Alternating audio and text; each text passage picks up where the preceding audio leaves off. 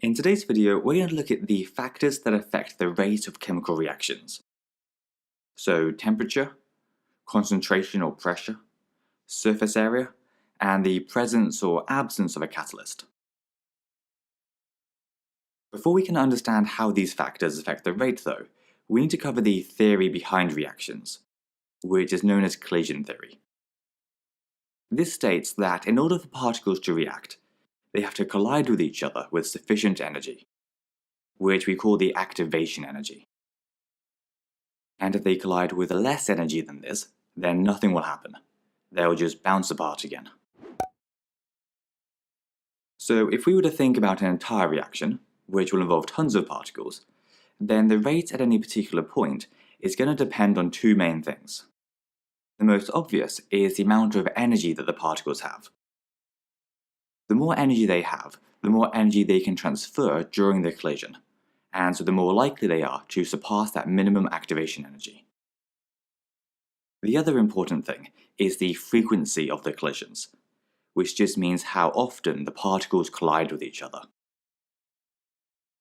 So even though not all collisions are successful, because the particles involved don't always reach activation energy, the more often they collide, the more successful collisions there'll be overall.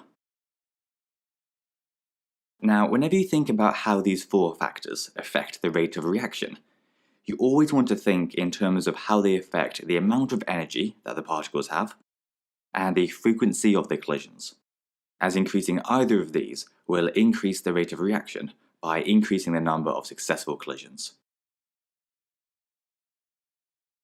Let's start with temperature. As the temperature of a reaction increases, the particles gain more energy, which means that they move faster. And because they're moving faster, they'll collide more frequently. They'll also collide with more energy each time, so are more likely to exceed the activation energy.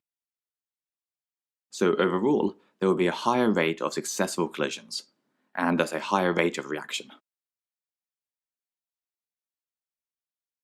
Now, concentration and pressure are normally considered as a single factor, because they both refer to how many particles there are per unit of volume.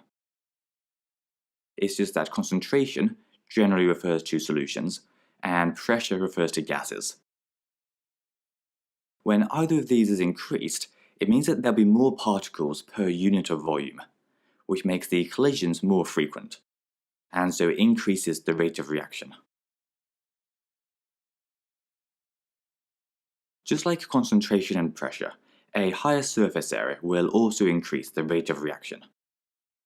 For example, if we wanted to react 3 grams of magnesium with an acid, we could use a solid block of magnesium, small chunks of magnesium, or powder. As all of these have the same mass and volume, the powdered form would have the highest surface area to volume ratio, and so it would have a much higher area over which collisions with the other reactants, in this case the acid, could take place, meaning that the frequency of the collisions would be higher, leading to a higher rate of reaction. The last factor that we need to cover is the presence of a catalyst. Catalysts are substances that speed up a reaction without being used up in the reaction themselves. So we don't include them in the reaction equation, as they're not reactants or products. To understand how they work, we can use a reaction profile, which shows the change in the chemical's energy during a reaction.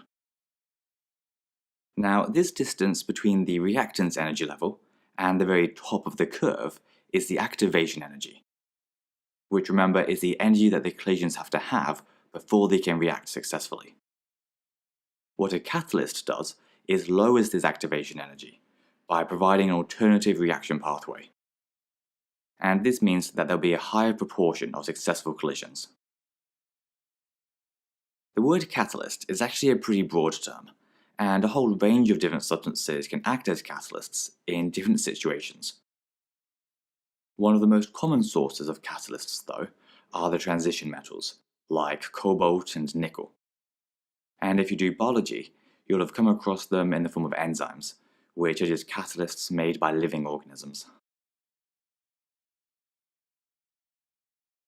Anyway, that's all for this video, so hope you enjoyed it, and we'll see you next time.